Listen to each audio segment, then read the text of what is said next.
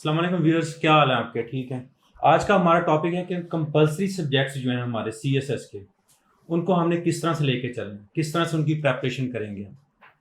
सबसे पहले मैं आपको ये बताना चाहूँगा कि जो कंपलसरी हमारे सब्जेक्ट्स हैं, जितना भी हमारी कोर्स आउटलाइन है वो आपके पास होनी चाहिए कि हमारा जो कंपलसरी सब्जेक्ट आउटलाइन है उसमें क्या क्या चीज़ें एग्जामिनर ने इंक्लूड की हैं, वो क्या पूछना चाह रहा है। जब आपके पास वो होंगी तो फिर आपके पास एक डोमेन आ जाएगी कि मैंने इसी डोमेन में रहते हुए अपना काम करना है और यही मेरी एक सब्जेक्ट के ऊपर रेलिवेंस है। ठीक है।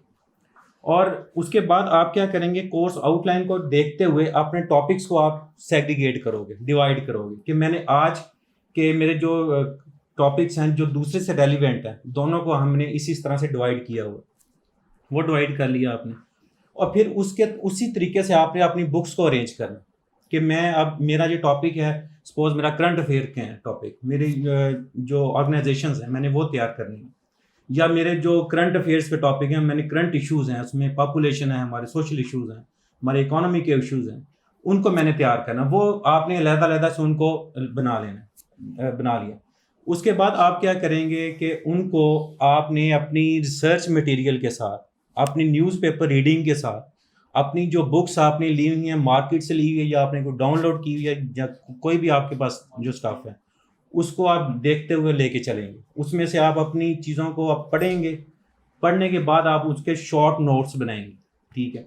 ये आपके लिए बहुत इजी हो जाएगा जब आप कोर्स आउटलाइन को आपने डिवाइड किया होगा। अगर आपने उसको डिवाइड नहीं किया हुआ तो आपके लिए ये एक समंदर है, और एक समंदर में जब आप गोता लगाते हैं तो आप डूबते चले जाते हैं, आपको किनारा नहीं मिलता। आपने हमेशा अपने साथ एक एंड रखना है कि ये चीज़ है, मेरा आज का ये टारगेट है, मैंने इसको अचीव करना। ठीक हो गया। अच्छा, सबसे जो मोस्टली एक्सपीरियंस मुझे भी मसला आया था जब मैंने तैयारी प्रेपरेशन अपनी स्टार्ट की थी कि मुझे समझ नहीं आ रही थी अब ये जो चीज़ मैंने लिखी है या पढ़ी है इसको मैं कहाँ लिखूँ। अच्छा, अब मैंने आपसे पहले ये बात की है कि आपने कोर्स आउटलाइन को डिवाइड कर लिया। ठीक है ना।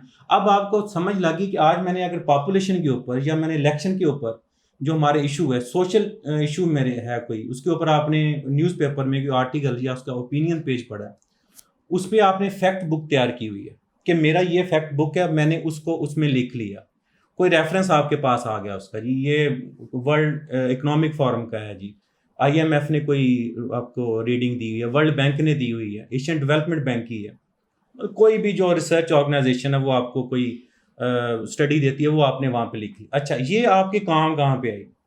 जब आपने वो चीज़ वहाँ पे लिख ली, जब आपने लॉजिकली चीज़ों को प्रूव करना है, ठीक है, जब आपने लिखना है, उस क्वेश्चन का आंसर देना है एग्जाम में, तो फिर वो आप उसको एज ए रेफरेंस के तौर पर यूज़ करेंगे वहाँ।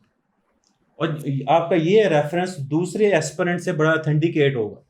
ठीक है। जो पढ़ने वाला आपका पेपर चेक कर रहा है उसको हाईलाइट हुआ होगा कि इस बंदे ने रीडिंग की हुई है और इस बंदे ने रेलिवेंट लिखा हुआ।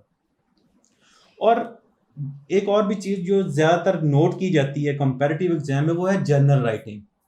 लोग क्या करते हैं, सपोज कोई भी टॉपिक आ गया, पॉपुलेशन के ऊपर आ गया, वर्ल्ड इकोनॉमी के ऊपर आ गया, वो वर्ल्ड इकोनॉमी की ओर अपने व्यूज़ देना शुरू कर देते हैं जो कि बिल्कुल इररेलेवेंट चला। आपकी अपने व्यू की कोई अहमियत नहीं है जब तक आप अपना कोई, आपकी अपनी कोई अंडरस्टैंडिंग नहीं है, इंटरनेशनल अंडरस्टैंडिंग नहीं है, या आपकी किसी इंस्टीट्यूशन के साथ आप का लगाव नहीं है, तो आप एक ले मैन, और एक ले मैन की कोई वर्थ नहीं है। इसलिए आपने अपनी उस चीज़ को, अपने स्टांस को प्रूव करने के लिए वो अपना जो पॉइंट लिखा होगा फैक्ट बुक में, आप वहाँ पे उसको रिलेट कर सकेंगे।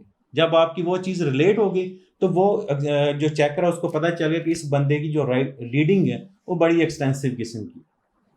अच्छा, आपने एक तो न्यूज़पेपर, एक वो बेसिकली हम सब लोग ही पढ़ रहे होते हैं, आउट ऑफ द वे जाके आप जर्नल्स पढ़ते हैं, रिसर्च आर्टिकल्स आपने, आप देख लें, सपोज आपने कोई भी एक टॉपिक है आपका ऑर्गेनाइजेशंस के ऊपर, अब सार के ऊपर पूछ रहा है, सपोज करते हैं कि जी ये फेल हो रही है।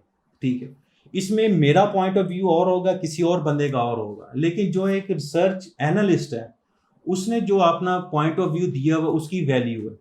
आप उसकी वैल्यू को जब कोट करोगे या पढ़ोगे तो आपकी राइटिंग भी बड़ी ऑथेंटिकेट होना शुरू हो जाएगी, उसमें मेच्योरिटी आ जाएगी। ठीक, आपने जनरल राइटिंग की तरफ नहीं जाना, आपने लॉजिकल राइटिंग की तरफ जाना है, जर्नल नहीं लिखना। ठीक है। इसके लिए आपको फिर डिफरेंट सोर्सेज इस्तेमाल करने पड़ते हैं, गूगल है, जर्नल्स हैं, रिसर्च आर्टिकल्स हैं, ठीक है। इसलिए मैं जो लोग भी हैं जो CSS पास करते हैं या एस्पिरेंट्स हैं, जो टीचर्स पढ़ा रहे होते हैं, ठीक है, उनको वो यही कहते हैं कि जो सिनेरियोज 2016 के बाद आ गए हैं, डायनामिक्स चेंज हो गए हैं CSS के, उसमें आपको करंट रेलिवेंसी बहुत ज़रूरी है, करंट टॉपिक्स के ऊपर आपकी कमांड बहुत ज़रूरी है कि आपने जो 1400 साल पहले की चीज़ है वो आज के टॉपिक के साथ, आज के सिनेरियो के साथ किस तरह से रिलेट की हुई, इसकी इंपॉर्टेंस बहुत ज़्यादा। अच्छा, मैंने डिवीजन ऑफ टॉपिक्स के ऊपर पहले बात कर ली है, टॉपिक्स को डिवाइड करें आप, इससे ये है कि आप में सुस्ती नहीं आएगी, आप विजिलेंट रहें, ठीक। आपको पता होगा कि मैंने ये एक पार्ट इसका तैयार कर लिया, मैंने ऑर्गेनाइजेशंस तैयार कर ली, अब मैंने दूसरे इश्यूज़ की तरफ जाना, ठीक है। कंपैरेटिव एग्जाम में हमेशा कोई ना कोई आपको इशू दिया जाता है, आपने उसका सोल्यूशन देना, ठीक है।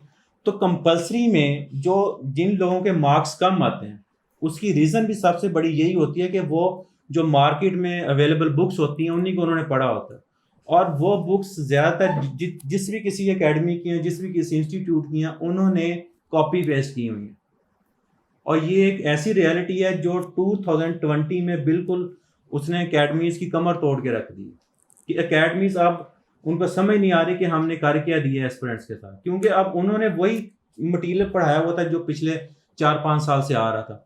अब जो 2020 में क्वेश्चंस आए हैं, उनकी डायनामिक्स, उनकी डोमेन्स बिल्कुल डिफरेंट। आप फिर एकेडमीज को वक्ता पड़ गए जी, अब हम क्या करें, उसको फिर उनको ये हुआ, अब उन्होंने भी क्रिटिकल राइटिंग, ठीक है ना, उसके ऊपर काम करवाना शुरू कर दिया।